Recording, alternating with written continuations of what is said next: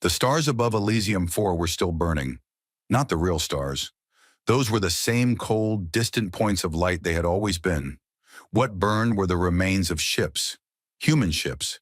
Cargo freighters, patrol cruisers, civilian transports that had tried to run and never made it past the orbital blockade. They tumbled through the void in pieces, glowing orange and red as their fuel cells cooked off one by one, painting the darkness with the colors of a funeral pyre that no one had asked for and no one could stop. Admiral Marin Voss stood on the bridge of the UCS Defiance and watched them burn. The Defiance was not in good shape. Half its port side was gone, ripped open by a Vithari lance beam during the battle that everyone was already calling the Massacre of Elysium. The ship listed slightly to one side, on its stabilizers fighting a losing war against damaged thrusters. Emergency lights bathed the bridge in red. The air recyclers were struggling, and every breath tasted faintly of smoke and copper. Around Voss, the bridge crew worked in silence. There was nothing to say. They had lost. Not just the battle. They had lost everything. 3 colony worlds. Elysium 4, New Carthage, Korolev Station. Gone. Not conquered, not occupied. Burned. The Vithari did not believe in half measures when it came to what they called correction. They had dropped kinetic bombardment rods from orbit, each one the size of a building, moving at a fraction of the speed of light. The impacts had cracked continents. Cities that had taken decades to build were erased in seconds. Millions of people who had woken up that morning thinking about breakfast and work and their children's school projects were simply gone, turned to ash and vapor and memory. Marin Voss was 61 years old. She had served in the United Solar Confederation Navy for 38 of those years. She had fought pirates in the asteroid belt. She had commanded patrol ships along the outer trade routes. She had shaken hands with ambassadors and attended ceremonies and done all the things that a career officer was supposed to do. None of it had prepared her for this. Her son David had lived on Elysium 4. He had been a teacher there. He taught history to children in a small school in the colony's second-largest city, a place called Meridian. David had sent her a message 3 days before the attack. So he had told her about a student who had written an essay about Earth's oceans. Even though the girl had never seen an ocean in her life, he had sounded happy, proud. Meridian did not exist anymore. Neither did David. Voss had not cried. She had not screamed. She had received the news and something inside her had gone very quiet, like a door closing in a house that would never be warm again. She stood on her broken bridge and watched the debris field and breathed the bad air and waited. She was waiting for the transmission. It came exactly on schedule. The Vithari were nothing if not punctual. The main view screen flickered, and then the face of high-resonance Queleth Von filled the display. The word face was generous. The Vithari were insectoid, tall and angular, and with segmented bodies covered in plates of natural armor that shifted color depending on their mood. Queleth Von's plates were a deep, satisfied purple. He had 4 eyes arranged in a diamond pattern on his elongated head, and they gleamed with the particular brightness that the Vithari displayed when they were pleased with themselves. He was broadcasting on every frequency. Every ship in the system could hear him. Every relay station in human space would carry his words. And beyond that, every species in the galaxy that had access to the Dominion communication network, which was all of them, because the Dominion controlled the communication network, would hear this message. It was not really a peace offer. It was a performance. Queleth Von spoke in the galactic common tongue, his translator rendering his clicking, not buzzing natural language into words that humans could understand. His voice was smooth and calm, the voice of someone who had never once in his very long life doubted that he was right about everything. He spoke of peace. He spoke of order. He spoke of the natural hierarchy of species in the galaxy, a hierarchy that the Vithari Dominion had maintained for 4,000 years through wisdom, strength, and what he called the gentle correction of those who lost their way. Humanity, he explained, had lost its way. The trade violations along the outer rim were merely symptoms of a deeper problem. Humans were young, impulsive. They did not understand how the galaxy worked. They had needed to be taught. The bombardment of 3 colony worlds, the death of approximately 9 million human beings, was the teaching. He was sorry it had been necessary. He really was. The Vithari took no pleasure in correction. But order had to be maintained. The galaxy depended on it. And now, he said, it was time for peace. The terms were simple. Humanity would surrender all shipyard facilities beyond the orbit of Mars. The human fleet would be reduced to 200 vessels, none larger than a light cruiser. A yearly tribute of rare earth minerals, quantities that would strip mine Earth's reserves within a generation, would be delivered to the Dominion as a gesture of good faith and continued compliance. And finally, Vithari cultural observers would be stationed on Earth and all remaining human worlds to ensure that humanity's reintegration into the galactic community proceeded smoothly. Cultural observers. Voss knew what that meant. What every species that had been pacified by the Dominion had received cultural observers. The Rilikai had received them 300 years ago. The Sonduri had received them 500 years before that. The Pale Ones of Yith had received them so long ago that no one remembered what they had been like before. Cultural observers did not observe. They managed, they guided, they slowly and methodically dismantled every aspect of a species' identity that the Dominion found threatening or inconvenient, and they replaced it with compliance. Within a few generations, the pacified species forgot they had ever been anything else. They became tools of the Dominion, working in its mines, crewing its cargo ships, building its infrastructure, alive but not living, existing but not free. That was what peace meant to the Vithari. Hunenquelith Von finished his transmission with a phrase in the old Vithari formal language. The translator rendered it as a blessing, something about harmony and acceptance. Voss did not listen to the translation. She was looking at the debris field. Somewhere in that cloud of shattered metal and frozen bodies was the wreckage of the transport ship that had been trying to evacuate civilians from Elysium 4 when the Vithari fleet had opened fire on it. The transmission ended. The screen went dark. On the bridge of the Defiance, no one moved. Voss turned to her communications officer. The young woman's face was streaked with dried tears, but her hands were steady on her console. That was good. Voss needed steady hands around her right now. "Get me a secure line to Earth," Voss said. "Priority 1, Parliament encryption." "Yes." "Well, Admiral." The line took 11 minutes to establish through the damaged relay network. When it connected, Voss found herself looking at the face of Chancellor Idris Okafor. He looked like he had aged 10 years in the past week. His dark skin was gray with exhaustion, and his eyes had the hollow, distant look of a man who had been making impossible decisions and running out of options. "Admiral Voss," he said, "I've seen the Vithari transmission." "So has the entire galaxy, Chancellor." "Yes." He was quiet for a moment. "I'm convening an emergency session of the Solar Parliament within the hour. I wanted to speak with you first. You want to know if we can fight. Can we?" Voss looked at the readouts on her tactical display. The 3rd Expeditionary Fleet, which had been humanity's largest military formation, they had gone into the battle with 47 warships. 12 remained operational. The 1st and 2nd fleets, stationed closer to Earth, were intact but smaller. Combined, humanity had perhaps 90 combat-capable vessels. The Vithari Dominion had tens of thousands. "No," Voss said, "not today." Okafor closed his eyes. He looked like a man who had just been told that the last lifeboat was full. "Then we accept the terms." "I didn't say that, Chancellor." He opened his eyes. Voss leaned forward. "I said we can't fight today. I did not say we can never fight. But I need you to understand something. If we accept these terms, if we let the observers onto Earth, if we hand over our shipyards and gut our fleet, then it's over. Not in a year, not in 10 years. In a generation, maybe 2, we won't be human anymore. We will be whatever the Vithari decide we should be. And if we refuse the terms, they'll burn Earth the way they burned Elysium." "Yes, they will." "Then what are you suggesting, Admiral?" "I'm suggesting we accept the terms and refuse them at the same time." The emergency session of the Solar Parliament took place in the deep bunker beneath the Parliament building in Geneva. The chamber had been built during the resource wars of the 22nd century, a remnant of an era when humanity had feared its own weapons more than anything the stars might hold. It was ironic. All those old fears of self-destruction seemed almost quaint now. The Parliament was split. This was not surprising. The Parliament was always split. That was what parliaments were for. But this split was different.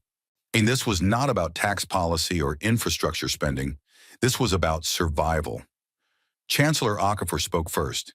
He laid out the situation with the blunt honesty that had won him his office and was now threatening to crush him beneath its weight. The military situation was hopeless in the short term. Humanity could not win a direct confrontation with the Vithari Dominion. The choice appeared to be between submission and extinction. He recommended acceptance of the terms. General Secretary Lian Zhao spoke next. Zhao was 73 years old, small and thin, with a face that looked like it had been carved from old wood.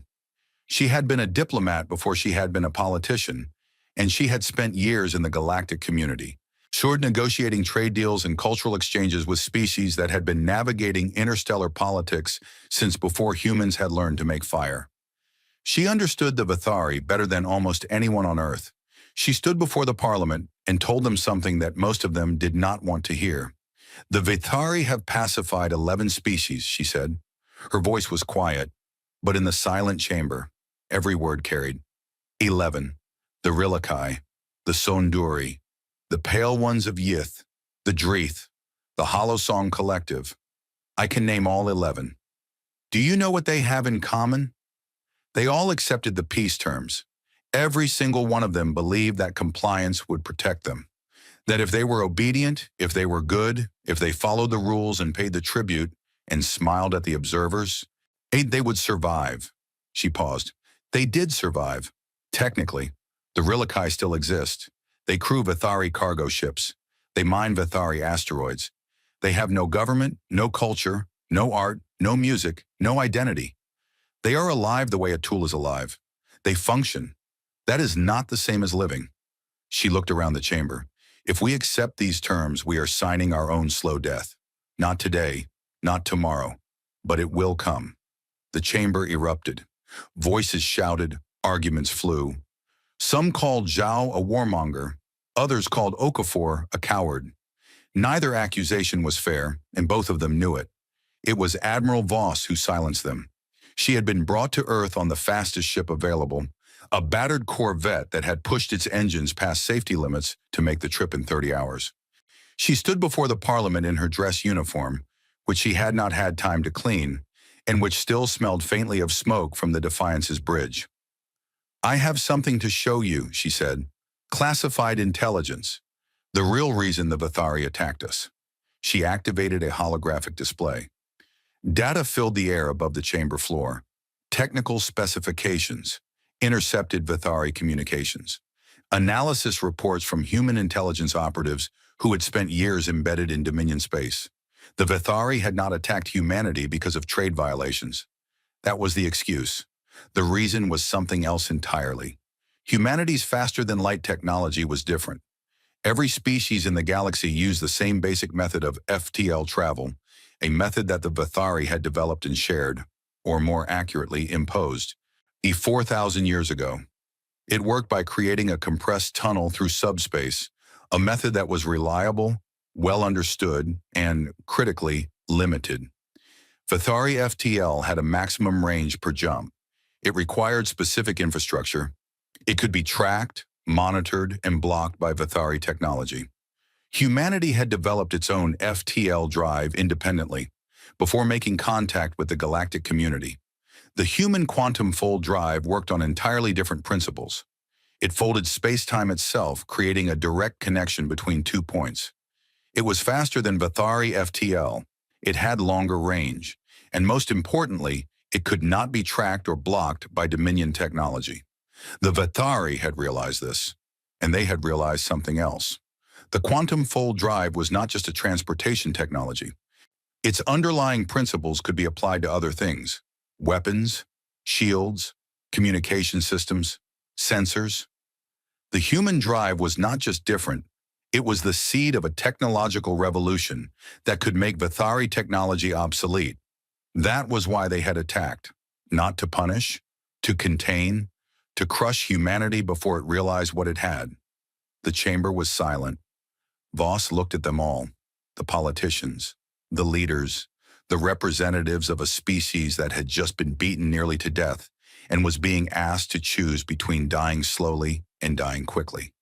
We have something they fear, she said, something they tried to destroy before we understood its value. They failed. Our research facilities on Earth are intact.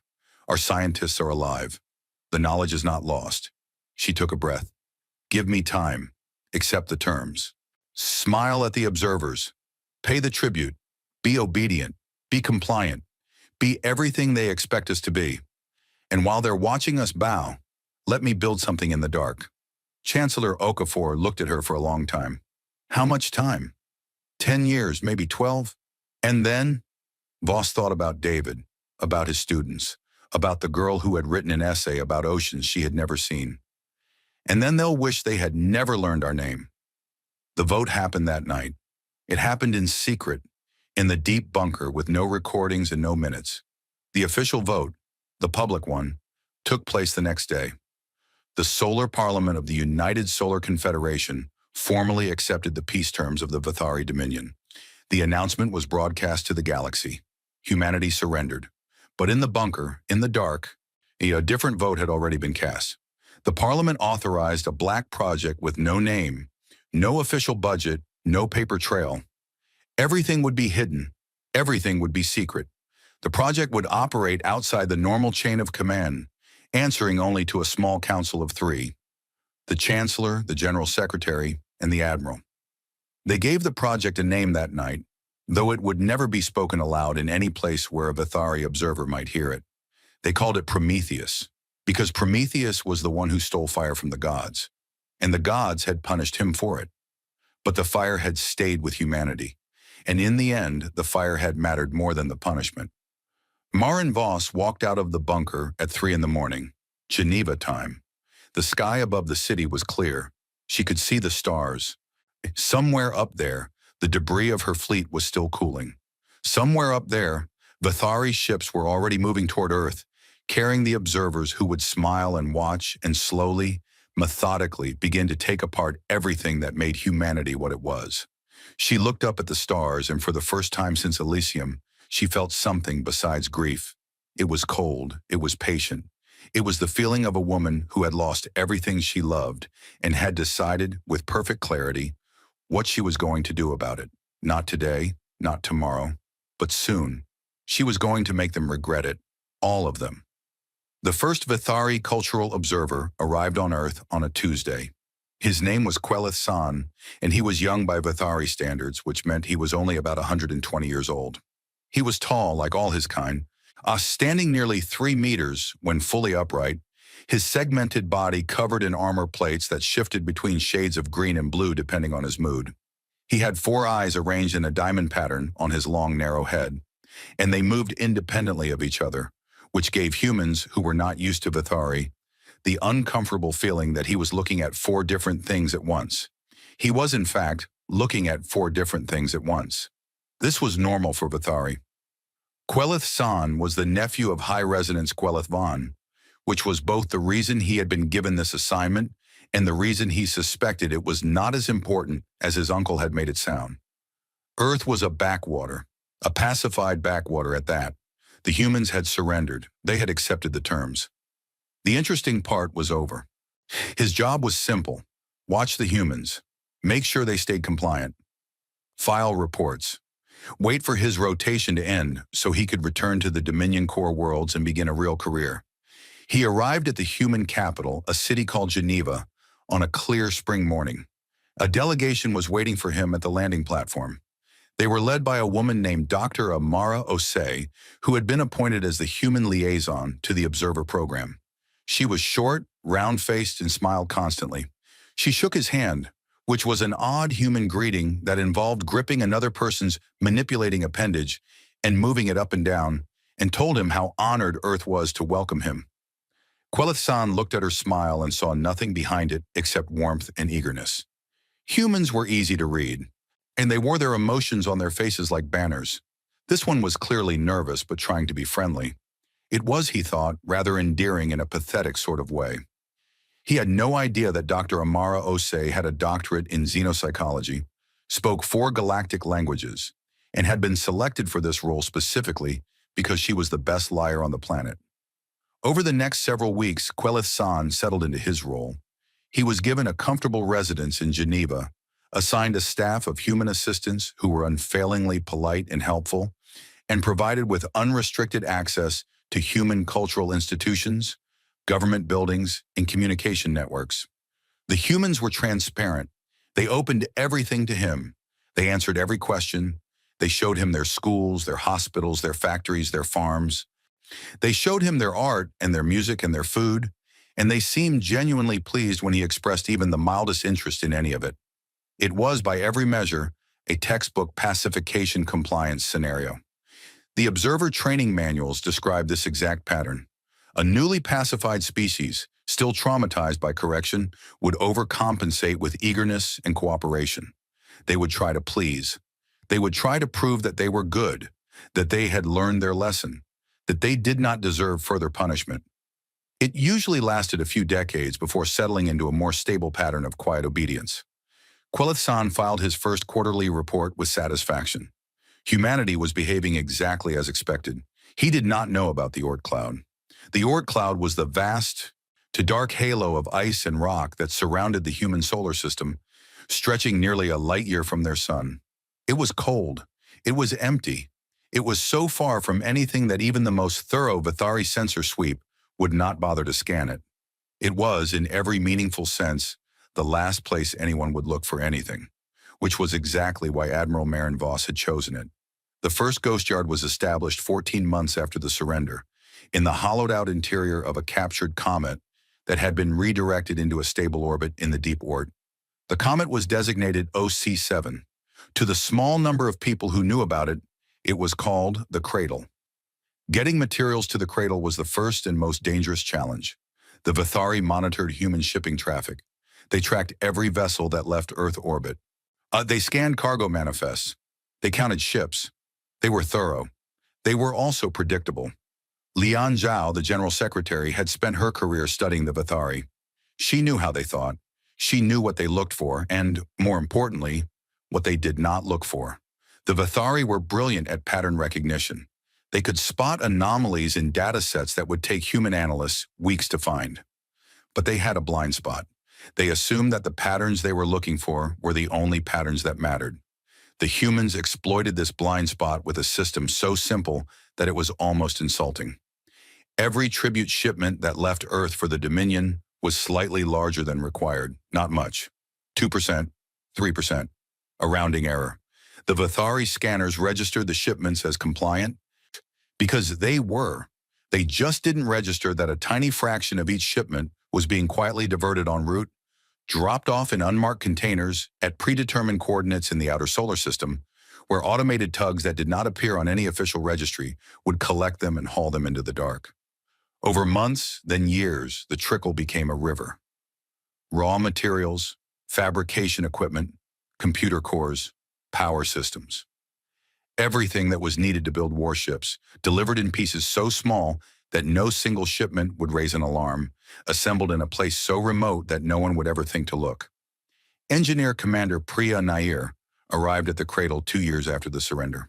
She was 34 years old, brilliant, angry, and possibly the best shipwright humanity had ever produced. However, she had designed the quantum fold drive upgrades that had made human ships faster than anything in the Dominion fleet. She had also watched the Vithari use those same ships for target practice at Elysium. She had not forgiven that. She was not going to forgive it. Nair's task was not to build copies of the old fleet. The old fleet had lost.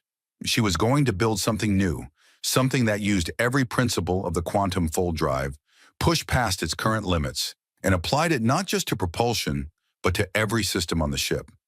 Shields that folded incoming energy into empty space. Sensors that could detect a ship across a star system by reading the fold signature of its mass. Weapons that could collapse localized space-time around a target, crushing it like a hand closing around an egg. She called the weapon system the Fold Hammer. She did not give it a gentle name. She did not think it deserved one. Building the Fold Hammer took 4 years. The first 3 prototypes failed. The second one nearly killed the entire research team when it accidentally folded a section of the Cradle's interior wall into itself, creating a hole in reality that took 6 hours and a terrifying amount of improvisation to close. Nair lost 2 engineers that day. She carved their names into the wall of her workshop and kept working. The fourth prototype worked. When they tested it on an unmanned target vessel, a decommissioned cargo hauler, the ship simply ceased to exist. One moment it was there. The next, the space it occupied rippled like water, and then it was gone. Not destroyed, not broken apart, removed. The atoms that had made up the ship were scattered across a volume of space roughly the size of a small moon, so thinly distributed that they were effectively nothing. Nair watched the test from the observation deck of the cradle. She did not smile. She thought about Elysium. She thought about the 9 million people who had been alive one morning and atoms the next. She thought about the Vathari using their kinetic rods, and she wondered if Quelith Vaughn had watched the bombardment from an observation deck too. She wondered if he had felt anything at all. She turned to her team. "Build me 1,000 of them," she said. While Nair built weapons in the dark, other parts of Project Prometheus were taking shape. On Earth, in a facility buried beneath the Andes Mountains, Dr. Tomas Reyes was working on the human body. Reyes was a geneticist and cybernetic surgeon. He was also the father of 3 children, a man who cooked elaborate meals for his family every Sunday, and someone who had never held a weapon in his life. He was, by every measure, a gentle person. But gentle people were capable of great determination when they understood what was at stake, and Reyes understood perfectly. The Vathari were physically superior to humans in almost every way. They were faster. They were stronger. Their natural armor could deflect small arms fire. Their reflexes were nearly twice as fast as a human's. In ground combat, a single Vathari warrior was worth roughly 5 human soldiers. This had been demonstrated with terrible clarity during the brief ground engagements at New Carthage, where human Marines had fought with courage and skill and had been cut apart by Vathari soldiers who moved through them like scythes through grain. Project Prometheus was going to change that. The augmentation program was voluntary. This was important to Reyes and important to Admiral Voss. They were not going to force anyone. They were going to ask, and they were going to be honest about what they were asking. The process was painful. The genetic modifications strengthened bones, increased muscle density, and enhanced the nervous system until human reflexes matched Vathari reflexes. The cybernetic implants added neural-linked targeting systems, real-time tactical data feeds, and a suite of combat enhancements that turned a human soldier into something that could stand face-to-face with a Vathari warrior and win. And the process also had a 12% fatality rate in the first year. They asked for volunteers. They expected a few hundred. 12,000 people showed up in the first month. Reyes interviewed every one of them. He wanted to understand why. Why would someone volunteer for a procedure that had a 1 in 8 chance of killing them? The answers varied. Some wanted revenge. Some wanted to protect their families. Some were soldiers who had survived Elysium or New Carthage and could not live with the memory of helplessness. One woman, a Marine sergeant named Coda from New Carthage, told Reyes that she had watched a Vathari soldier tear her squad leader apart with its bare hands, and she had run. She had survived because she had run. She wanted to make sure she never had to run again. Reyes refined the process. The fatality rate dropped. 8%, 5, 3. Over the years, thousands of soldiers went through the program. They came out changed, faster, stronger, harder to kill. They trained in secret facilities carved into mountains and hidden beneath oceans, and they became something that no galactic species had ever faced before. They called themselves the Prometheans. Reyes hated the name. He thought it sounded like something from a bad movie. But it stuck, and eventually he stopped arguing about it. The third arm of Project Prometheus was perhaps the most dangerous, because it operated not in the dark of the Oort cloud or the depths of Earth's mountains, but in the open, right under the Vathari's eyes. Kyle Mwangi was an intelligence officer. He was tall and thin, with a calm, quiet voice and the kind of face that people trusted immediately and forgot just as quickly. Before the war, he had been a cultural attaché at the Human Embassy on the Dominion trade world of Thessic Prime. After the war, he was officially listed as a mid-level bureaucrat in the Human Ministry of Cultural Exchange, a nothing job in a nothing department. In reality, he was building a spy network that spanned the Dominion. Mwangi's great insight was simple. The Vathari were not the only species in the galaxy who hated the Vathari. They were just the only species who had recently been reminded of it. The Dominion ruled over dozens of pacified species. The Rilikai, the Sonduri, the Pale Ones of Yith, and many others. These species had been broken long ago. Their resistance had been crushed. Their cultures had been hollowed out and replaced with obedience. They served the Dominion because they had no choice and because they had forgotten that choice was possible. Mwangi's job was to remind them. He did it slowly, carefully. A conversation here, a past message there. He traveled the Dominion on official cultural exchange business, smiling at Vithari officials and asking polite questions about local customs. And in the quiet moments between meetings, he found the people he was looking for.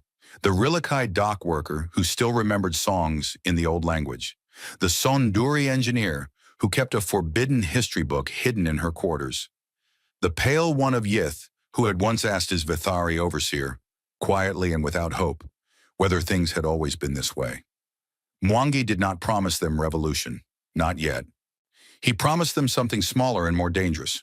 He promised them that someone remembered who they used to be, and he told them that when the time came, they would have a chance to remember it themselves.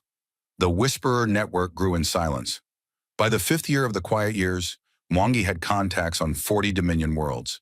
By the 8th year, he had organized cells of operatives among 6 pacified species. By the 10th year, he had a network that could, on a single signal, throw the Dominion's logistics and communications into chaos across a volume of space spanning 3,000 light-years. He never told any of his contacts the full plan. He never told any single person more than they needed to know. He smiled and traveled and filed boring reports about cultural exchange programs, and the Vithari never looked at him twice. Back on Earth, Quelith-san was beginning to feel uneasy. He could not have said exactly when the feeling started. It was not any single thing. It was an accumulation of small things, tiny inconsistencies that he noticed the way you notice a sound that is just slightly wrong. A hum in a room that should be silent. The humans were too compliant. That was the simplest way to put it. Other pacified species went through predictable phases. First resistance, then anger, then grief, then reluctant acceptance, and finally the dull obedience that the Dominion called harmony. Humans had skipped the anger phase. They had jumped straight from grief to compliance, and they had done it faster than any species in Dominion records. That should have been a good thing. It was not a good thing. Quelith-san did not know why, but something about it made his plates shift to an anxious yellow every time he thought about it. There were other things, small things. The human birth rate had not declined. In every other pacification, the subject species' birth rate dropped sharply in the first decade as morale collapsed. Humans were still having children at pre-war rates. More than that, they were still educating those children, not just in basic skills, but in science, mathematics, engineering, history. They were pouring resources into their schools. Why would a broken species invest in its children's future? A broken species did not believe it had a future. Quelith-san filed a report. He titled it Concerning Behavioral Patterns in the Human Subject Species. He detailed his observations. He noted the anomalies. He suggested carefully that further investigation might be warranted. His superiors read the report and filed it without comment. Quelith-san was young. He was inexperienced. The humans were Tier 7 beings, soft and emotional and fragile. They had been corrected. They were compliant. The observer program was running exactly as it should. There was nothing to worry about. Quelith-san received a polite acknowledgement and a suggestion that he focus more on practical compliance metrics and less on behavioral speculation. He tried to let it go. He could not let it go. He started watching more carefully. He attended human social gatherings. He visited schools. He went to concerts and sporting events and community meetings. He watched the humans the way a naturalist watches an animal that is doing something it should not be able to do. And he noticed one more thing. The thing that would stay with him for the rest of his life. They had stopped mourning. In the first 3 years after the surrender, humans had mourned openly and constantly. Memorials for the dead, ceremonies, public grief. This was normal, expected, healthy even, in the way that pacified species processed their defeat. But somewhere around the 4th year, the mourning had stopped.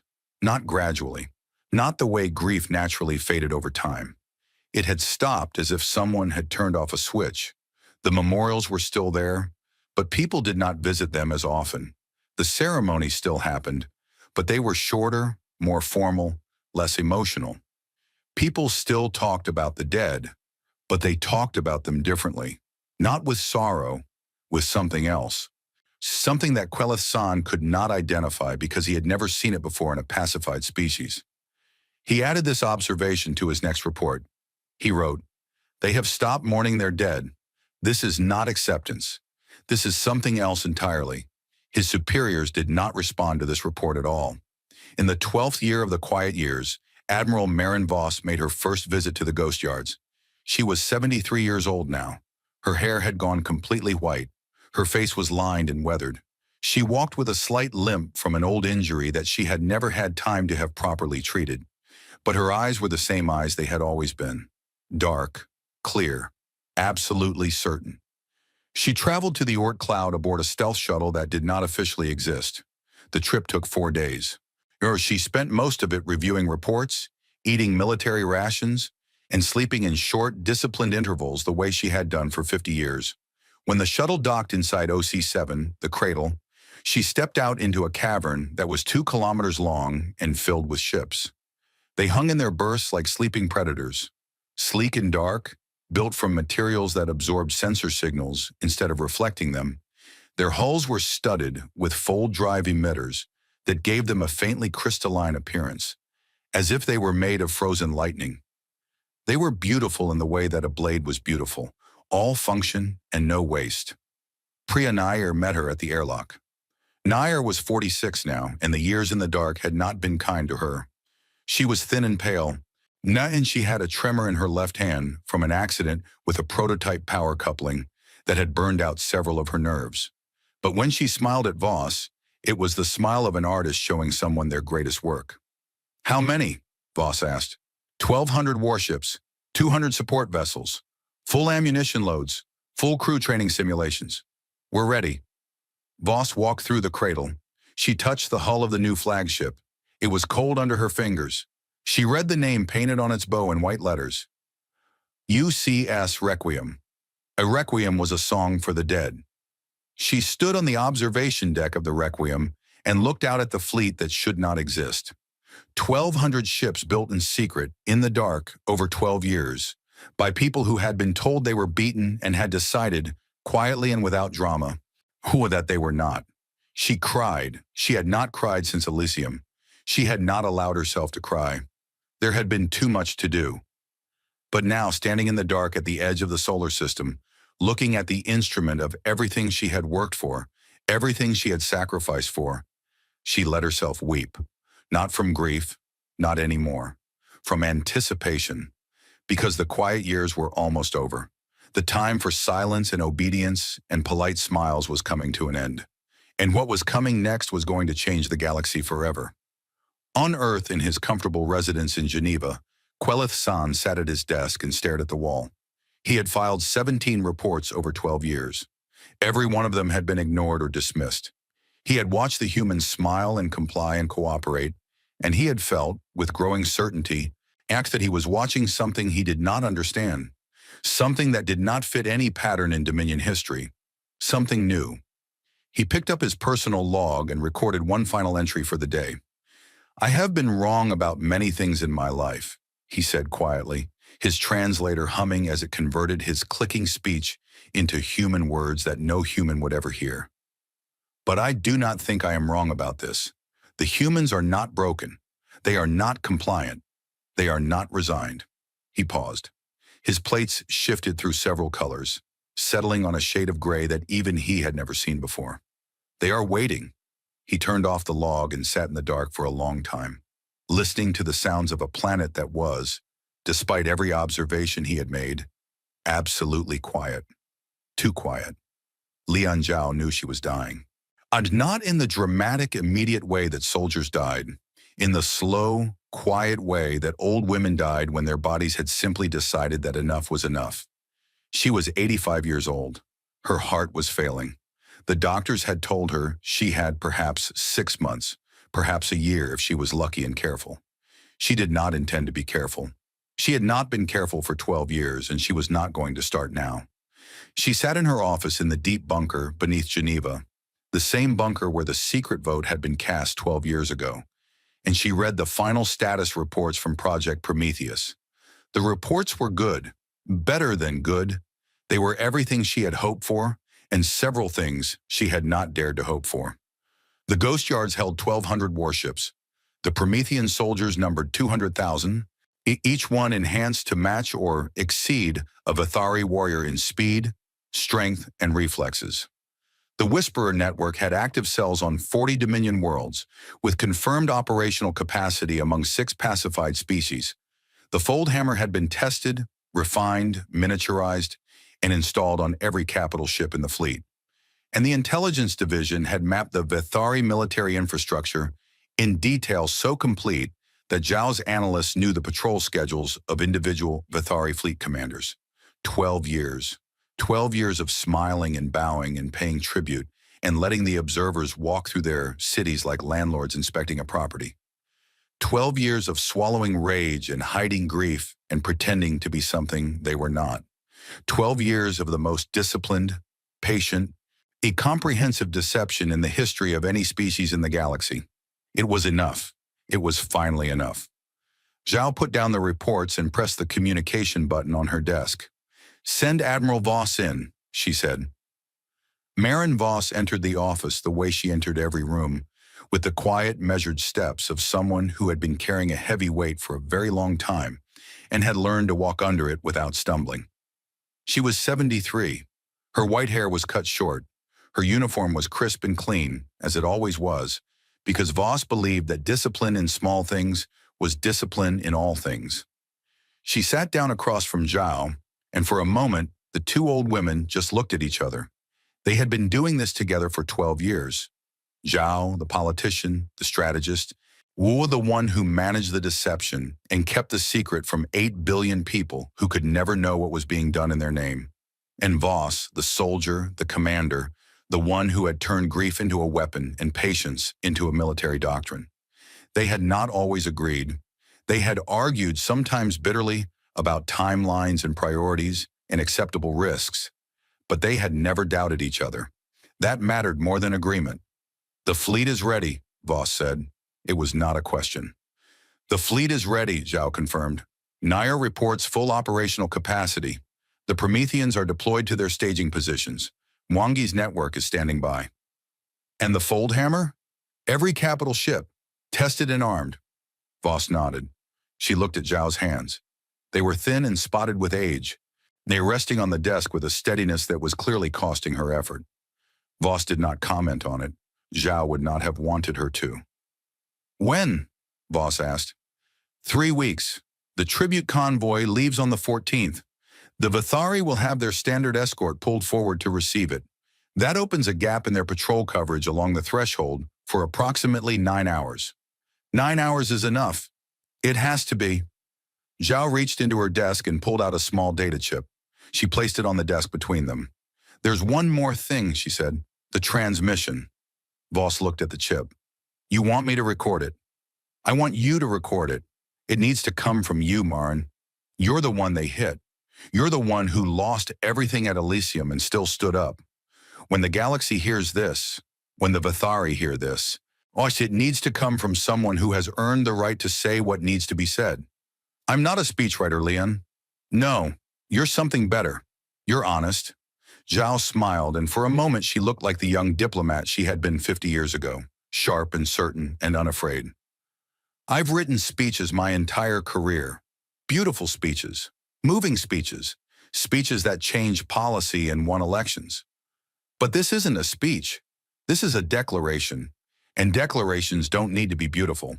They need to be true." Voss picked up the data chip. "I'll record it tonight." "Marin." "Yes?" Zhao met her eyes. "Make it count. For all of them." Voss held her gaze for a long moment. Then she stood, put the chip in her pocket, and walked out.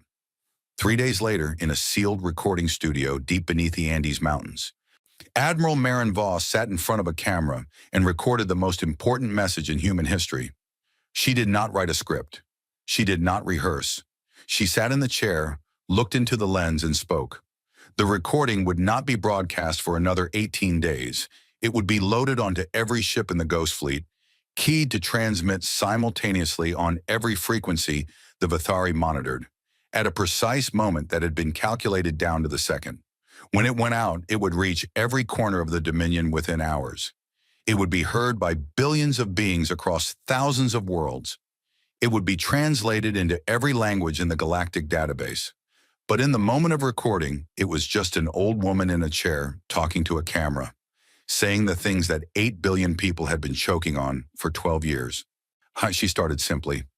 My name is Marin Voss. I am an admiral in the United Solar Confederation Navy.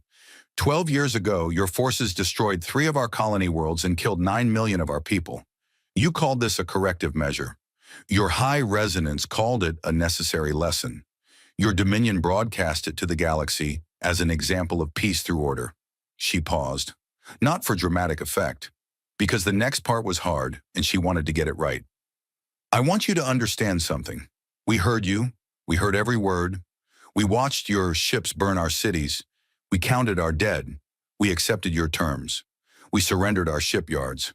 We reduced our fleet. We paid your tribute. We let your observers walk through our homes and our schools and our lives. We did everything you asked. Another pause. And you believed it. Her voice did not rise. It did not tremble. It was steady and calm and absolutely cold. You believed it because every other species you've done this to has broken. The Rilakai broke. The Sonduri broke. The pale ones of Yeath broke. 11 species in 4,000 years, and every single one of them accepted what you did to them because they had no choice. You learned from that. You learned that the galaxy is full of species that will submit if you hit them hard enough. You learned that fear is the most efficient tool of governance. You learned that if you burn enough cities and kill enough children, eventually the survivors will stop fighting and start obeying. She leaned forward slightly. You learned the wrong lesson. We didn't break. We didn't submit. We didn't accept.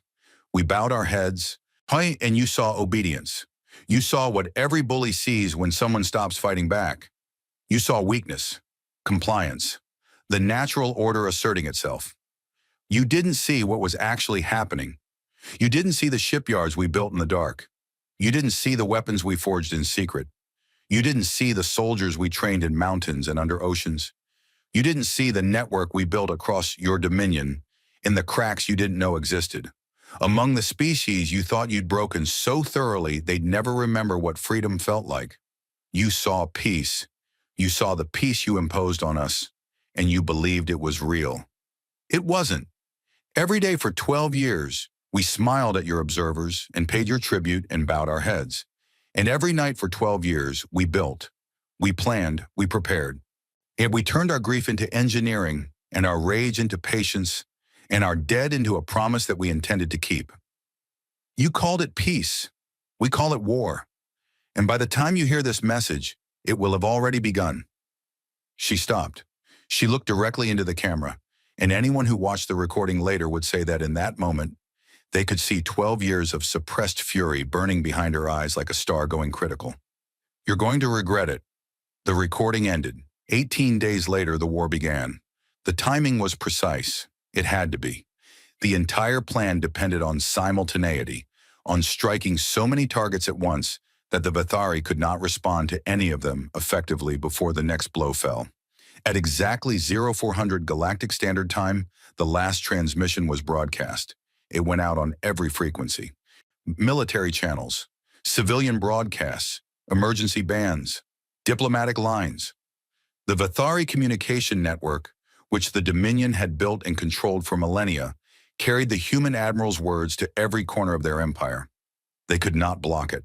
The humans had spent 12 years mapping the network's architecture, and they had seeded it with relay nodes that the Vithari did not know existed. Nodes that ensured the transmission would propagate even if the Dominion cut their primary channels. The message reached the Vithari Threshold Fleet Command, the largest military installation in the Dominion, at 0400. At 0400 the Foldhammer fired. The Threshold was a massive space station orbiting a red dwarf star at the edge of the Dominion's core territory. It was the staging point for the Vithari's primary battle fleet, a concentration of military power that had not been challenged in centuries. 3,000 warships were stationed there, from light patrol craft to dreadnoughts the size of small moons. It was the iron fist of the Dominion, the weapon that had crushed 11 species and that existed as a constant reminder to the galaxy that resistance was not merely futile, but impossible. The UCS Requiem dropped out of fold space 600 kilometers from the station. The Vithari detected it immediately. Alarms screamed. Commanders shouted orders. Weapons powered up. 3,000 ships began to turn toward the single human vessel that had appeared, impossibly, in the heart of the most heavily defended position in the galaxy.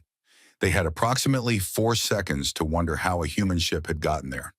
Then the Requiem fired its fold hammer. The effect was invisible to the naked eye. There was no beam of light, no explosion, no dramatic flash. What happened was that a sphere of space-time approximately 50 kilometers in radius around the Requiem simply changed. The fundamental constants that allowed electronic systems to function, that allowed energy to flow through circuits and computers to process data and engines to generate thrust, were momentarily disrupted. It lasted less than a second. One pulse, one ripple. 800 Vithari warships went dark. Their systems crashed. Their engines died. Their weapons powered down. Their life support failed. 800 ships, including the threshold station itself, became dead metal hanging in the void.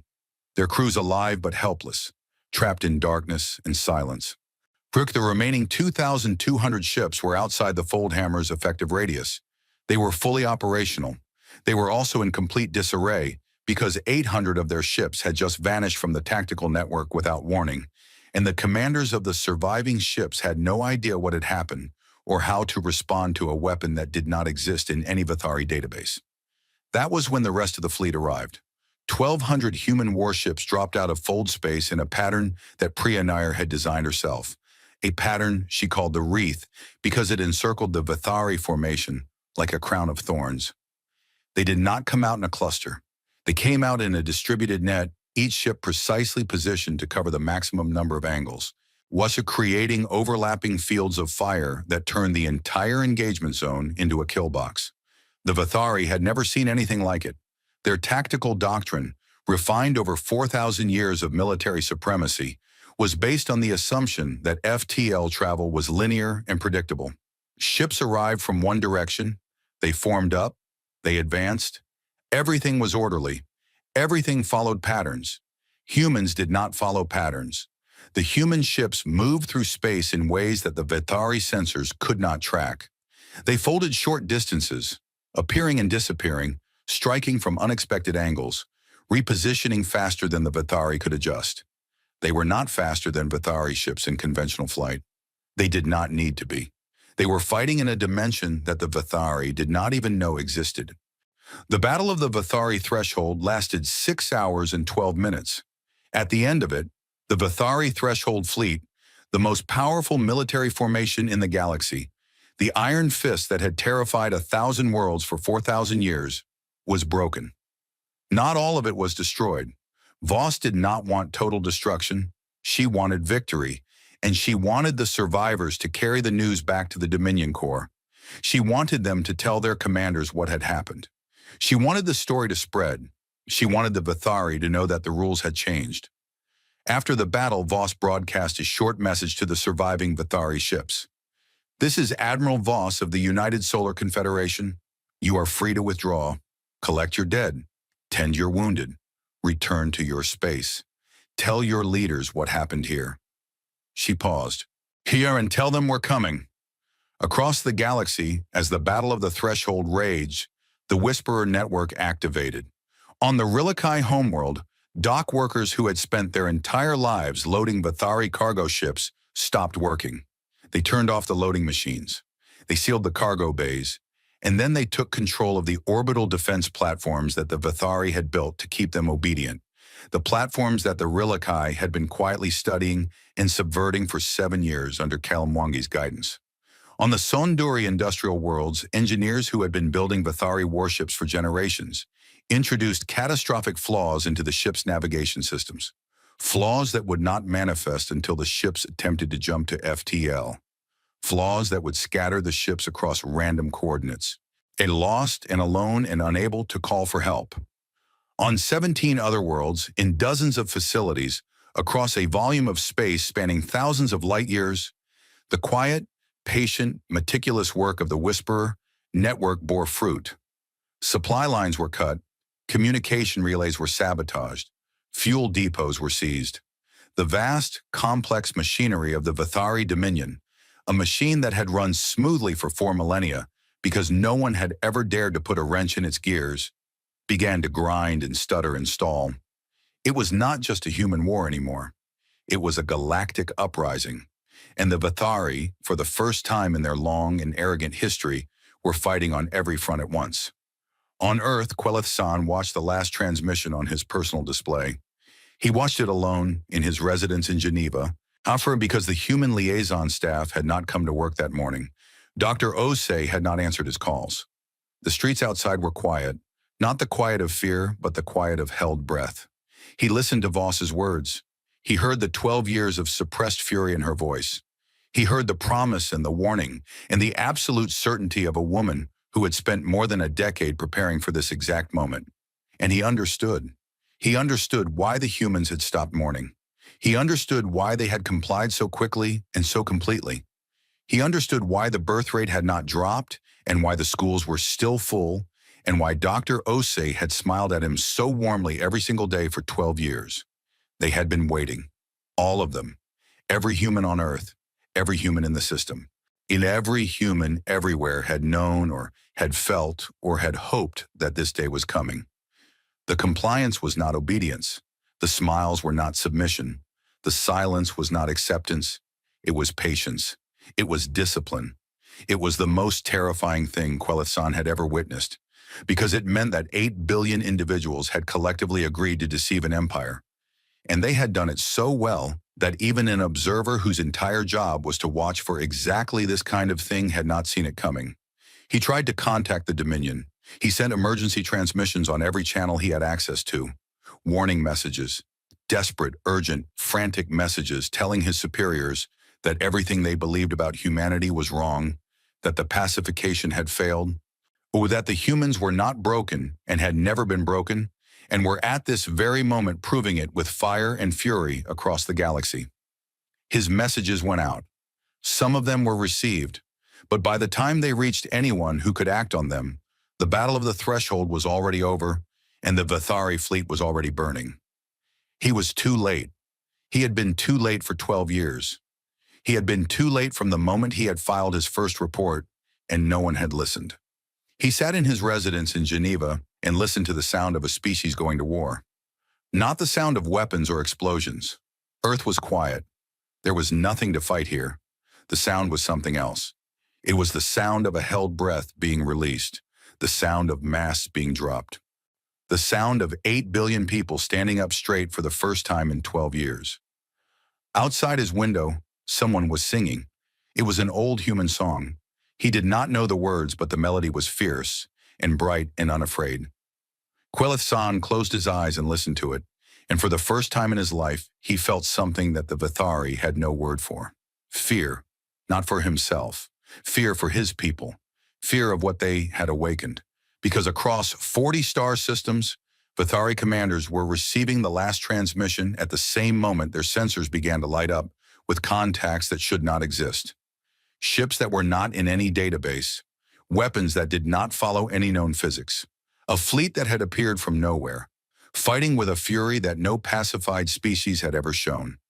One Vithari fleet commander, a veteran of 6 pacification campaigns, stared at his tactical display as it filled with human signatures. His plates shifted to white, the Vithari color of absolute shock. His executive officer stood beside him, equally frozen, equally lost. The commander spoke. His words were recorded by the ship's log and would later be quoted in every history of the war. "Where," he said, his voice barely a whisper, "did they get a fleet?" No one answered him. Outside the viewport, the human ships were already firing. The galaxy had not seen a war like this in 4,000 years. In truth, the galaxy had never seen a war like this at all. The Vithari had fought wars, certainly. They had fought 11 of them, one for each species they had pacified, and they had won every single one. But those had not been wars in any real sense, and they had been corrections. Brief, brutal demonstrations of overwhelming force followed by surrender and compliance. The Vithari did not know how to fight a war where the other side fought back. They had forgotten that this was possible. Humanity reminded them.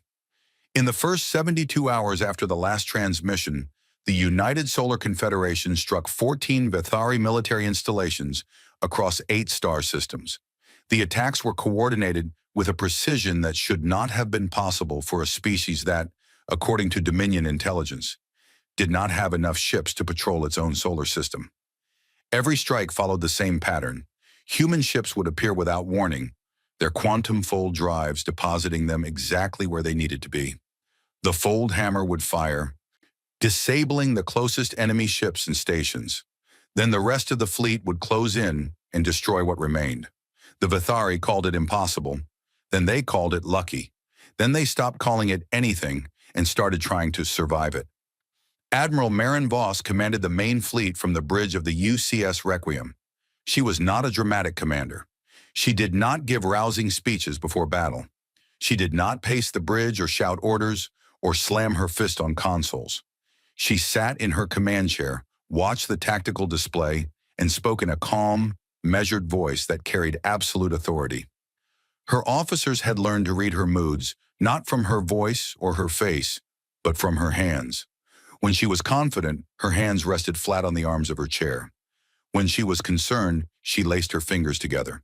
And when she was about to do something that the enemy would deeply regret, she pressed the tips of her fingers together in a tent and went very still. During the Battle of the Vithari Threshold, her hands had been in that tent formation for most of 6 hours. The Vithari fleet had been the largest and most powerful military formation in the galaxy.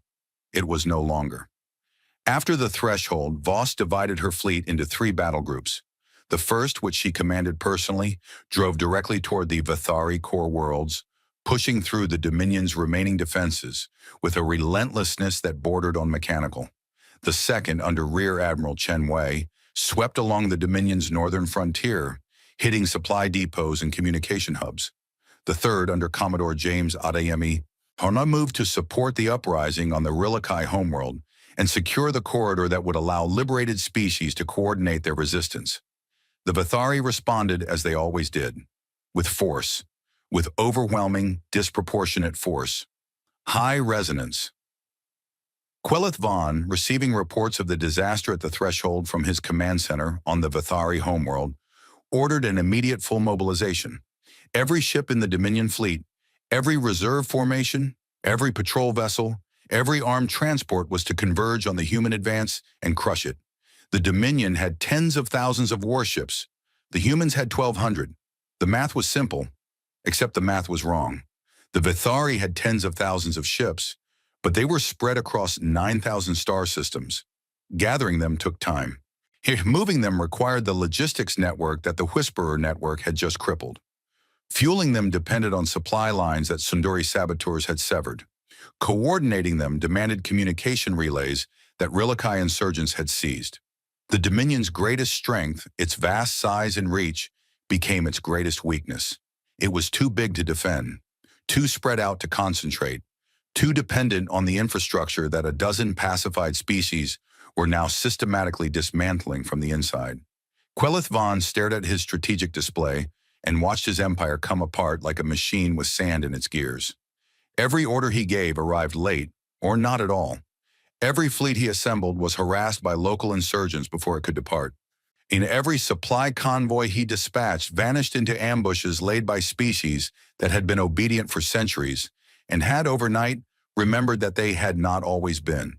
He did not understand it. He could not understand it. The Vithari had maintained order for 4,000 years through the simple principle that power was its own justification. They were stronger, therefore they ruled. This was the natural order. This was how the galaxy worked. Species that were corrected stayed corrected. They always had. His intelligence apparatus had categorized humanity as a Tier 7 species. This was a designation that meant, in practical terms, not a threat. Tier 7 species were defined by several characteristics. They were biologically fragile, lacking natural armor, claws, or other physical weapons. They were emotionally unstable, are prone to irrational attachments and sentimentality. They were short-lived, which made long-term planning difficult. They were individually unremarkable in every measurable way. What the Vithari classification system did not measure, because the Vithari had never needed to measure it, was the capacity for collective action driven by spite. It did not measure creativity. It did not measure the willingness to sacrifice comfort, safety, and sometimes life itself for the chance to punch someone who had hurt you so badly that forgetting was not an option, and forgiving was not something you were interested in. The Vithari measured strength. They measured technology. They measured resources. They did not measure rage. 6 weeks into the war, the Vithari struck back. They could not match the humans in tactical ingenuity or in the devastating effectiveness of the Foldhammer, but they still had numbers, and they still had weapons that humans did not. Chief among these were the planet crackers, weapons of such obscene destructive power that even the Dominion used them sparingly. They were, in essence, self-guided kinetic impactors the size of warships, accelerated to a significant fraction of light speed and aimed at a planet's core. Upon impact, they released enough energy to crack the planetary crust like an eggshell. The Vithari had used them only twice in their history, both times on uninhabited worlds, as demonstrations. The threat of their use was usually sufficient. Quelith Vaughn authorized their use against inhabited worlds. The first target was New Helsinki, a human colony of 2 million people on a cold, icy planet in the outer reach. It was not a military target. There were no warships there, no military installations, no strategic value. The Vithari chose it because it was defenseless and because its destruction would send a message. The message was, "We can still hurt you." Commodore Adeyemi's battle group detected the planet cracker on approach, but could not intercept it in time. The weapon struck New Helsinki at 11% of light speed. The impact was visible from orbit. The planet's northern hemisphere collapsed inward. Oceans boiled. The atmosphere caught fire. 2 million people died in approximately 9 seconds. Adeyemi stood on his bridge and watched the planet die, and something in his face went flat and hard and absolutely still. He sent one message to Admiral Voss. "Your New Helsinki is gone. 2 million dead. Awaiting orders." Voss received the message in her quarters aboard the Requiem. She read it twice. She put the data pad down. She closed her eyes and breathed slowly, in and out, for exactly 30 seconds. Then she opened her eyes and contacted Leon Zhao on Earth. Zhao was in a hospital bed. Her heart was failing faster now, and the doctors had told her to rest. She was not resting. She was monitoring the war from a medical suite that had been converted into a command post, surrounded by displays and data feeds and staffed by a team of analysts who pretended not to notice when she had to pause to catch her breath. "They used a planet cracker," Voss said. "New Helsinki." Zhao closed her eyes. She was quiet for a long time. "Dice how many?" 2 million. "Do they have more?" "Intelligence suggests at least 6 more in their arsenal." "Can you stop them?" "We're working on it, but I can't be everywhere at once. They'll hit more colonies before we can secure them all." Zhao opened her eyes. "Then move faster. End this, Marin, before they kill more of our people." "I intend to." "And Marin." "Yes?" "When you get to their homeworld, don't do what they would do. Promise me." Voss was quiet. "Promise me," Zhao said again. Her voice was a whisper now, thin and fragile. "If we become what they are, then everything we've done is meaningless. Everything we've sacrificed.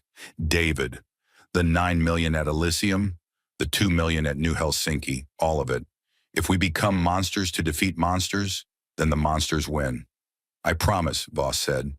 3 weeks later, the Vithari used a second planet cracker, this time against a Rilikai world that had joined the uprising. 50 million Rilikai died. The Dominion broadcast the destruction as a warning to all species that had joined the human rebellion. The warning did not have the effect the Vithari intended. Instead of fear, it produced fury. The Rilikai, who had been the most cautious of the rebel species, threw themselves into the war with an intensity that shocked even their human allies. The destruction of their world did not break them. It reminded them why they were fighting. Other species that had been hesitating, waiting to see which side would win before committing, saw the destruction of the Rilikai world and made their choice. Not because the humans were winning, though they were, because the Vithari had just demonstrated again, hurrah, that they were willing to murder an entire world to maintain control. The galaxy looked at the Dominion and saw finally, clearly, what it had always been. Not a government, a hostage taker. Priya Nair was not a soldier. She was an engineer. She had built the fleet. She had designed the Foldhammer. She had spent 12 years in the dark of the Oort cloud, turning human ingenuity and human anger into weapons that could challenge the greatest military power the galaxy had ever known. She had not expected to die in combat. She had expected to survive the war and go home and sleep in a real bed and eat food that did not come out of a military ration pack. She had expected to see the sun again. The Vithari did not give her that option. 8 weeks into the war, a Vithari strike force found the ghost yards. It should not have been possible. When the yards were hidden in the Oort cloud, far from any shipping lane or sensor array. But the Vithari were not stupid, and desperation had a way of sharpening even the dullest mind.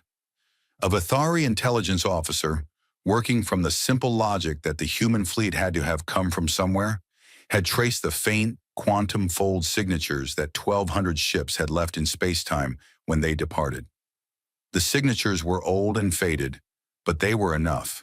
The strike force consisted of 80 warships, including 4 dreadnoughts. Their mission was to destroy the ghost yards and eliminate humanity's ability to repair, resupply, or replace its fleet. It was a good plan. It might have worked. Priya Nair was in the cradle when the alarm sounded. She had 37 ships, support vessels mostly, and repair ships and cargo haulers and a handful of corvettes that had been left behind as a token defense force. Against 80 Vithari warships, it was not a fleet. It was a speed bump. Nair contacted Admiral Voss. The connection was poor. The Oort cloud was not kind to communications. "They've found us," she said. 80 ships, 4 dreadnoughts. How long can you hold?" "Not long, maybe 2 hours. I'm sending the reserve group. They'll be there in 4 hours." "That's 2 hours too late." Silence on the line. "I know," Voss said. Her voice was very quiet. Nair nodded. She was not surprised. She was not afraid.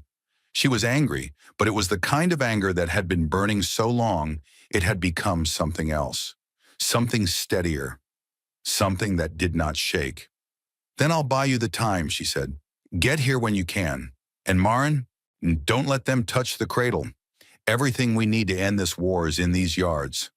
"I won't. Priya, I know. Don't waste time on it. Get here." The line cut out. Nair turned to her crew. They were engineers and technicians, not soldiers. Most of them had never fired a weapon in anger. All of them were looking at her with wide eyes, and she could see the fear in their faces, and she did not blame them for it. "Here's the situation," she said. Her voice was calm and clear, the voice of a woman who had spent 12 years solving impossible problems and was about to solve one more. "The Vithari are coming. We can't beat them. We don't need to beat them. We need to slow them down long enough for the main fleet to get here." She looked at the display. 80 red dots approaching. 37 blue dots between them and the cradle. "Ari, I need volunteers for the Archimedes." The Archimedes was her personal ship, a heavy engineering vessel that she had converted years ago into a mobile Foldhammer platform. It was the most powerful single ship in the Ghost Yards, but it was slow, unarmored, and never designed for combat. Using it against a Vithari strike force was like using a hammer to fight a pack of wolves. You might kill a few, but the rest would tear you apart. Every single person on the bridge volunteered. Nair chose 12. The rest she ordered to the cradle's deep shelters. The Battle of the Ghost Yards lasted 2 hours and 14 minutes. Nair positioned her 37 ships in a defensive screen between the Vithari force and the cradle. She used the asteroids of the Oort cloud as cover, while hiding her ships in the shadows of ice mountains and striking from ambush when the Vithari advanced. It was guerrilla warfare in 3 dimensions, fought in the cold and the dark at the edge of the solar system, and it was desperate and brutal and magnificent. The Vithari pushed forward. They had the numbers. They had the firepower. Nair's ships died one by one, each loss narrowing the gap between the enemy and the cradle. Nair fought from the Archimedes, firing the fold hammer at every opportunity, each shot disabling or destroying a Vathari ship, but revealing her position and drawing fire that her unarmored vessel could barely survive. 1 hour in, she had 19 ships left. 1 hour and 30 minutes in, she had 11. 1 hour and 45 minutes in, she had 6.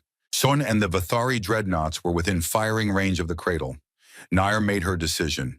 She ordered her remaining 5 ships to fall back to the cradle and protect the entrance. Then she turned the Archimedes toward the lead dreadnought. The fold hammer needed to be close to be effective against a ship that large. Very close. Closer than the Archimedes could survive once the weapon fired. The energy release at that range would destroy the Archimedes along with the dreadnought. Nair knew this. She had designed the weapon. She knew exactly what would happen. She accelerated toward the dreadnought. The Vathari fired everything they had at her. The Archimedes shuddered and groaned as its hull peeled away in layers, burning off like skin. Warning lights filled the bridge. Systems failed one after another. The ship was dying around her. Sona and she was dying with it, and she did not stop. At a range of 400 meters, close enough that the dreadnought filled her entire viewport, close enough that she could see the individual gun ports on its hull, she fired the fold hammer at full power. The Archimedes and the dreadnought ceased to exist at the same moment. The fold hammer's pulse, amplified by the proximity and the overloaded power systems of the Archimedes, expanded far beyond its normal radius. It washed over the other 3 dreadnoughts and a dozen escort ships. Some went dark. Some broke apart. Some simply vanished. The Vathari strike force, which had entered the Oort cloud with 80 ships, now had 31 operational vessels. They were damaged, disorganized, and leaderless. The cradle was still intact. When the U.S. Sea Reserve Fleet arrived 2 hours later, the remaining Vathari ships were still trying to regroup. They did not get the chance. The Reserve Fleet, enraged by the destruction they found and the wreckage of the Archimedes, tore into the Vathari with a savagery that left no survivors. Admiral Voss received the battle report aboard the Requiem. She read the casualty list. She found Priya Nair's name. She stared at it for a long time. Then she closed the report and went to the bridge. There were names carved into the wall of Nair's workshop in the cradle. The names of the engineers she had lost years ago, when the second fold hammer prototype had failed. After the battle, someone added more names. Nair's was among them. Below all the names, someone had written a single line. They built in the dark so we could fight in the light. The war continued. Voss pressed on. She did not slow down. She could not afford to slow down, because every day the war continued was another day the Vathari might use a planet cracker, another day that people died, another day that the galaxy burned. After every major engagement, she broadcast the same offer to the surviving Vathari forces. Surrender. Accept reasonable terms. End this. They refused every time. She expected this. The Vathari did not know how to surrender. In 4,000 years of dominion, they had never been in a position where surrender was necessary. They did not have a framework for it. They did not have the vocabulary. Surrender was something other species did. It was not something that happened to the Vathari. So the war went on, and the Vathari kept fighting, and they kept losing, and they kept refusing to accept that they were losing. And Voss kept advancing, system by system, battle by battle, pushing deeper and deeper into the Dominion's core. And then 12 weeks after the last transmission, the human fleet entered the Vathari home system. They came out of fold space in a formation that was almost ceremonial. 1,200 ships minus the losses, which were significant. Voss had started with 1,200 and now had just over 800. But 800 was enough. 800 was more than enough, because the Vathari home fleet, the last major formation the Dominion had, was 400 ships, and they were old, and they were tired, and they were afraid. Voss positioned her fleet in a high orbit above the Vathari homeworld. She did not fire. She did not threaten. She simply sat there, 800 warships hanging in the sky like a judgment, and waited. On the surface of the homeworld, high-resonance Quelith Vaughn stared at his sensor display and finally, at last, understood the line from the last transmission. "You're going to regret it." He did. He regretted it with every fiber of his being. He regretted the arrogance. He regretted the cruelty. He regretted the 4,000 years of supremacy that had taught his species that they were untouchable, that the universe had arranged itself for their benefit, that other species existed to serve and obey and be corrected when they forgot their place. He regretted all of it, but it was too late for regret.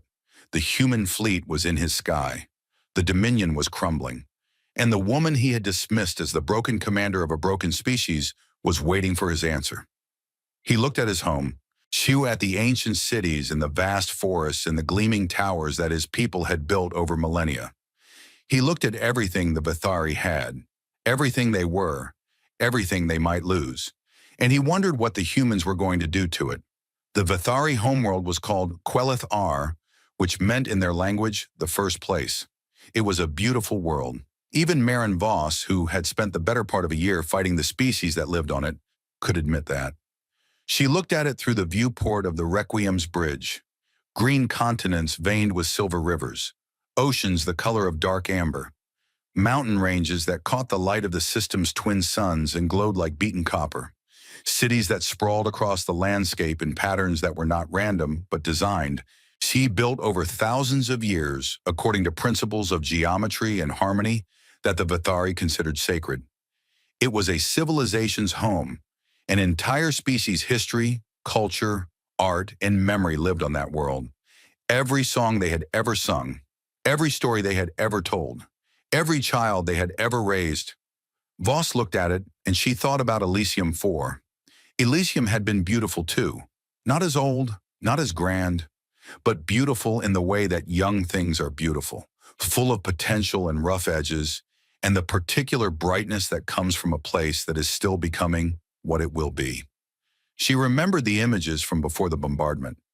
Green fields, white buildings, a school where a girl had written an essay about oceans. The Vithari had looked at Elysium and seen a problem to be corrected. They had dropped their kinetic rods and turned a living world into ash, and they had not lost a moment's sleep over it. Because that was what superior species did. They corrected. They maintained order. They kept the galaxy running smoothly. And if some small, fragile, insignificant species got ground up in the gears, that was simply the cost of doing business. Voss could do the same thing right now. She had the capability. The Requiem's weapons, combined with the fleet's conventional armaments, could reduce Quelith Ar to rubble in a matter of hours. She could crack the planet if she wanted to. She could return the favor. An eye for an eye, a world for a world. Elysium for Quelith Ar. New Helsinki for the Vithari home, New Carthage and Korolev for whatever else was down there.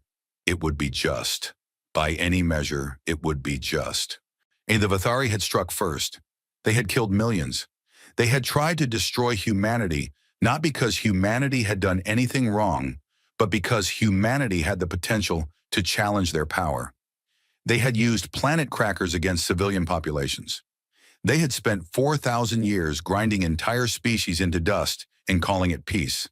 If anyone in the history of the galaxy deserved to have their world burned, it was the Vithari. Voss sat in her command chair and looked at the beautiful world below her and thought about all of this. Then she thought about the promise she had made to Lian Zhao. Zhao had died 9 days ago. Her heart had finally given out. She had been conscious until the end, monitoring the war from her hospital bed, issuing orders and approving strategies and doing everything in her power to make sure that the things she had helped build would survive her. Her last words, spoken to her chief of staff, had been about the Galactic Compact, the framework for post-war governance that she had been designing in her remaining hours. She had not wasted time on goodbyes. She had not been that kind of woman. Voss had received the news in the middle of a fleet engagement near the Vithari system of Thessic Prime. She had read the message, put it away, fought the battle, won, and then sat alone in her quarters for an hour in complete silence. She had not cried. She was done crying. Zhao would not have wanted tears. Zhao would have wanted results. Now Voss had results. The Vithari fleet was broken. The Dominion was crumbling.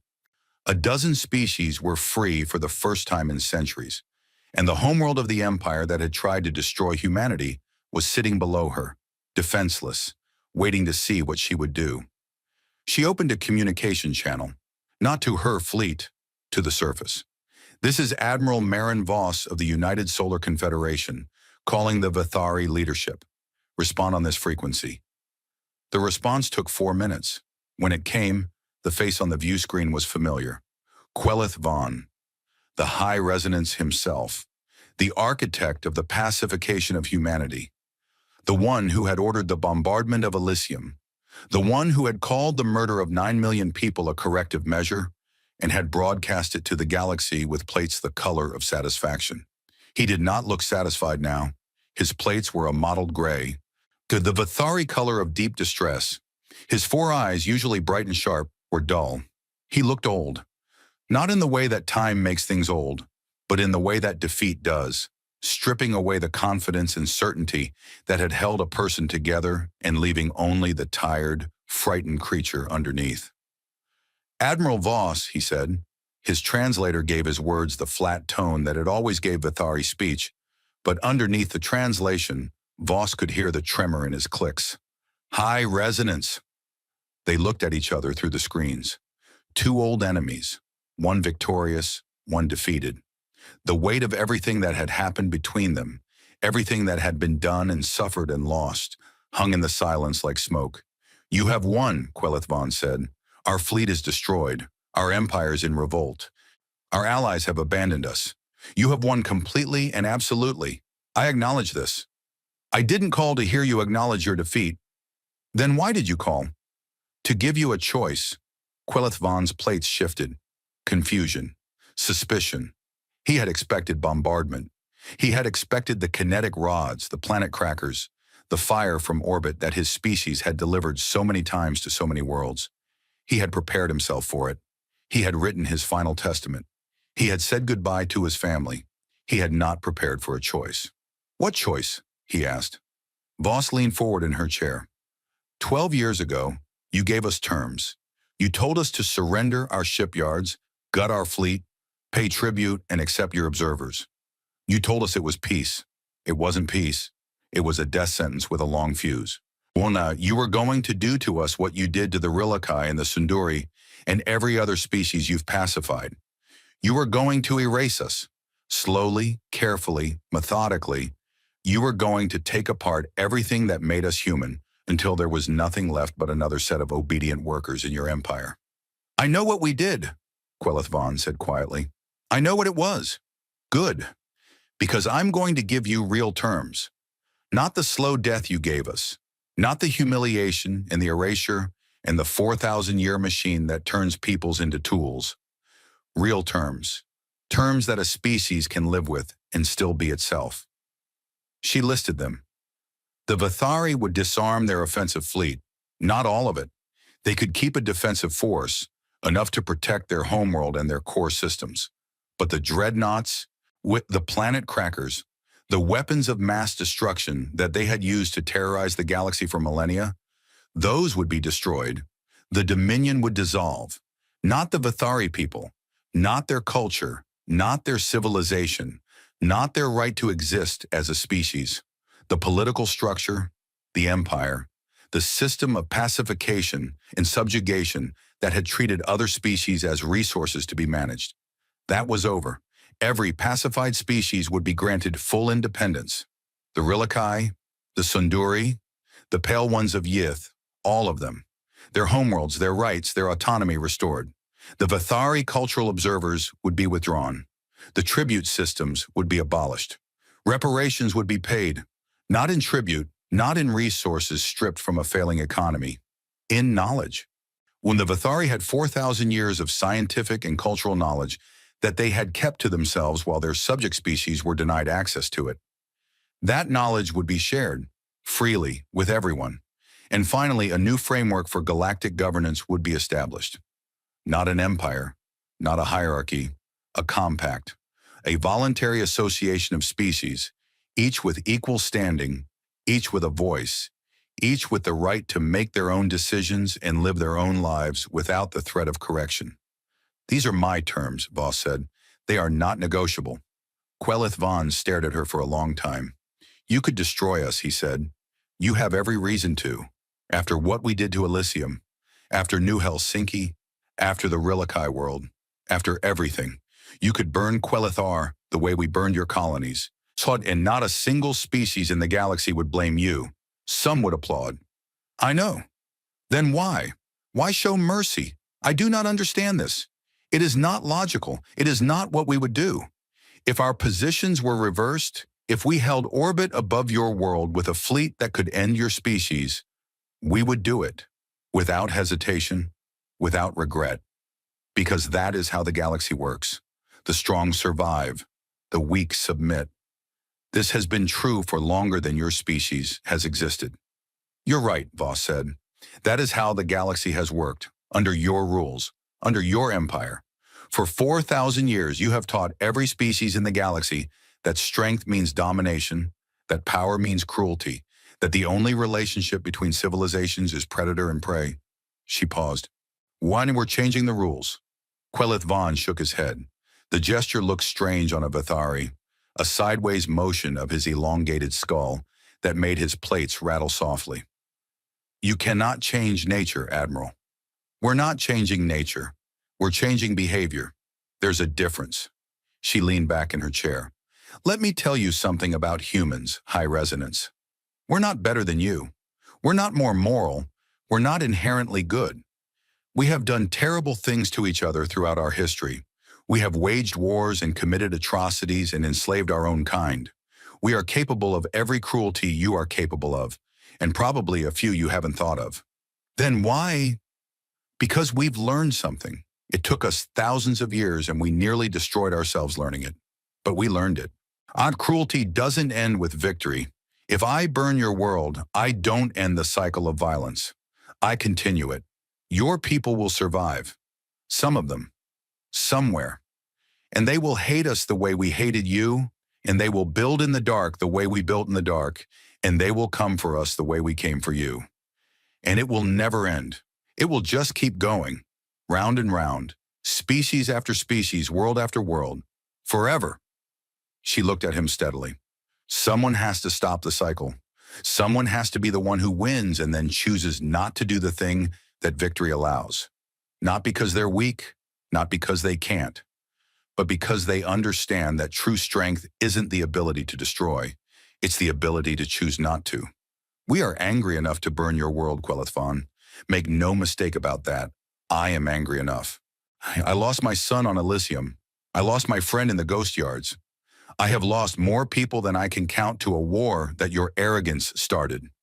I am angry in ways that I do not have words for. But I am human enough not to do it. The communication channel was silent for a long time. Quelith Vaughn's plates shifted through colors that had no name in human languages, gray to blue to something almost white. Then slowly they settled into a shade that Voss had never seen on a Vathari before. She did not know the color's name.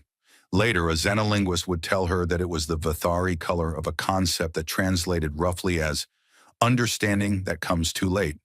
I accept your terms, Quelith Vaughn said. The war was over. It took months to implement the peace. Wars end quickly. The things that come after wars take much longer. Now the Dominion dissolved, not in a single dramatic moment, but in a long, complicated, messy process of negotiation, withdrawal, transition, and reconstruction that involved every species in the galaxy and produced enough paperwork to fill a small moon. The pacified species gained their independence. This was harder than it sounded. Some of them, like the Rilikai and the Sunduri, had active resistance movements that were ready to take over governance.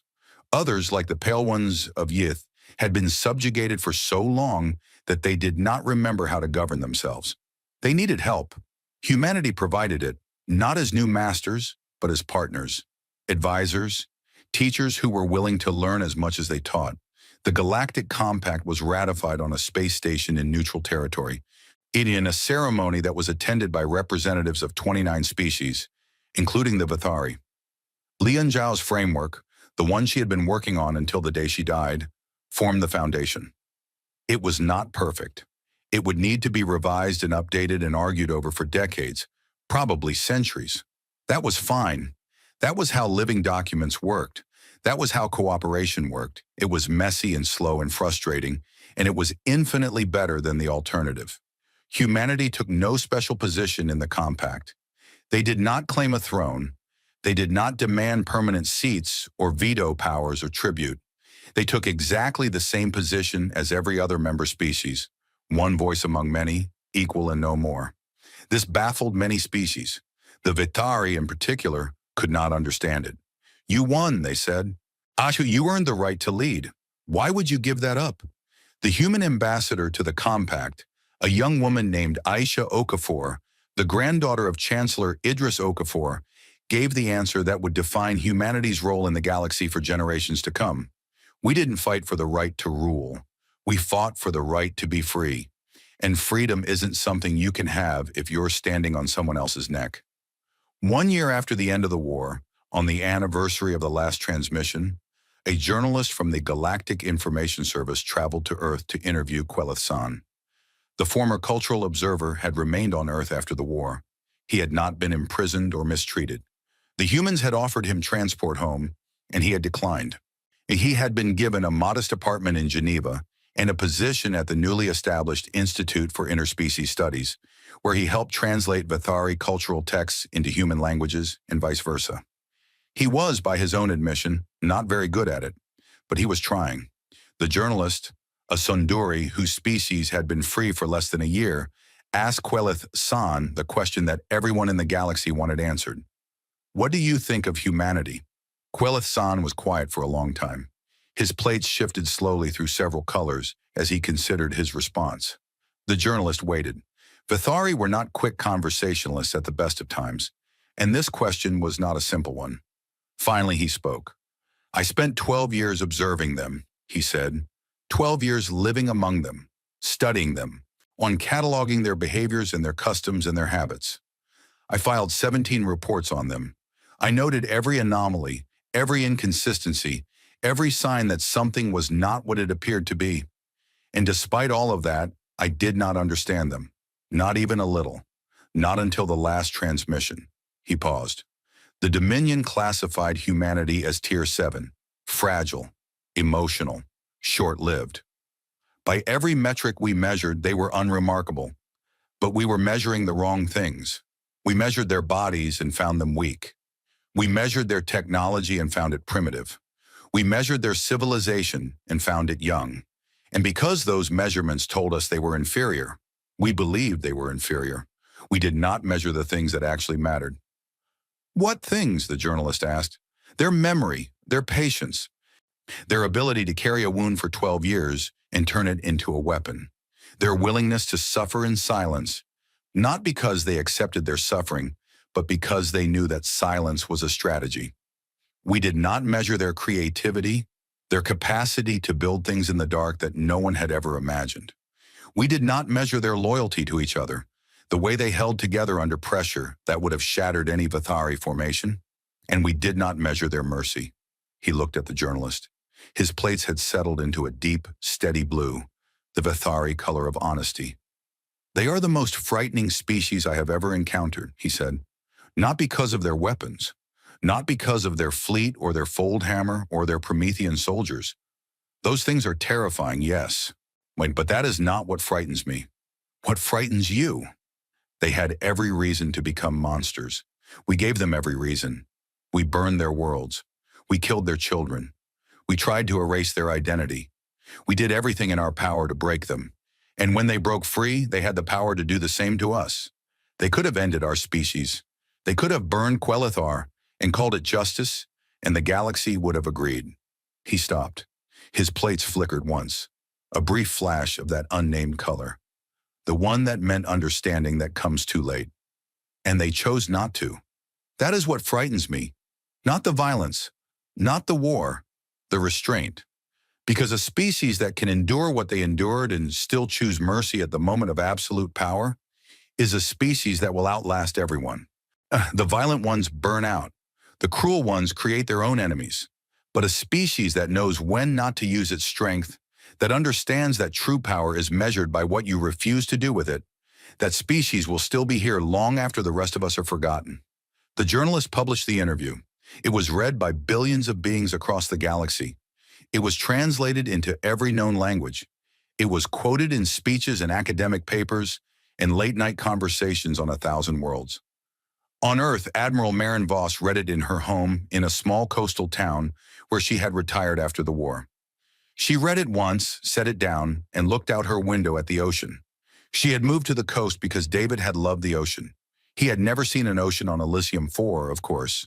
There were no oceans on Elysium. No, but he had grown up on Earth by the sea, and he had carried the sound of waves with him to the stars. One of his students had written an essay about oceans. Voss wondered sometimes if that girl had been writing about David's stories. She thought about that a lot, about David's stories, about the things we carry with us and the things we leave behind. She got up slowly because she was 74 now, and her body reminded her of this fact every morning, and she walked outside. The air smelled of salt and seaweed. Gulls called overhead. The waves came in and went out, as they always had, as they always would. A month later, she made one final trip. To Elysium 4, the planet was being re-terraformed. It would take decades, maybe centuries, before it was habitable again. But the work had started.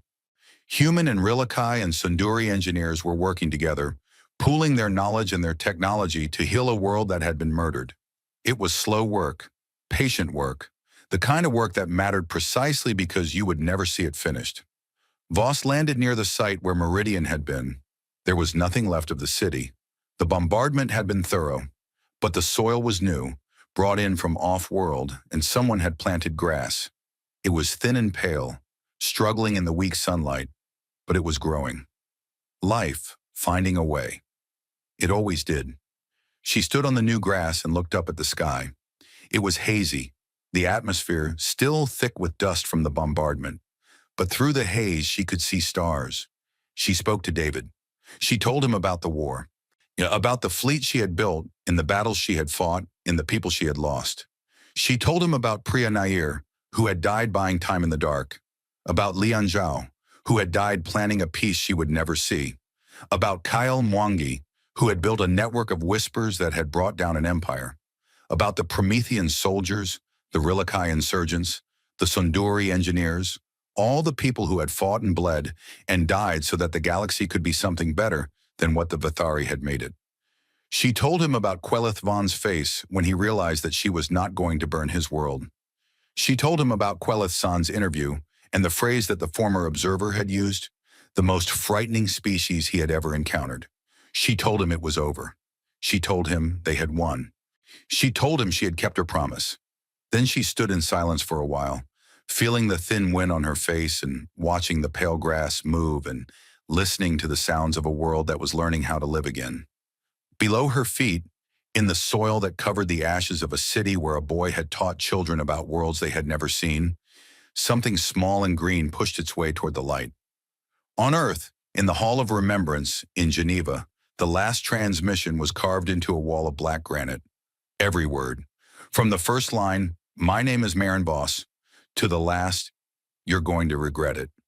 The letters were cut deep into the stone, filled with silver, and lit from below so that they glowed faintly in the dim hall, readable from every angle, visible even in the dark. Millions of people visited the wall every year, Aoi humans and Rilakai and Sunduri, and pale ones of Yith and species that had been slaves and species that had been free, and species that had only just arrived in the galactic community and were still learning its history. They came and they read the words and they stood in silence and they thought about what it meant. Below the transmission, carved in the same silver letters, was a single inscription. It had been written by Lian Zhao in the last hours of her life on a scrap of paper that her chief of staff had found on her bedside table after she died. It read, "We called it war, we made it peace, and we will never forget the difference." The grass on Elysium 4 kept growing.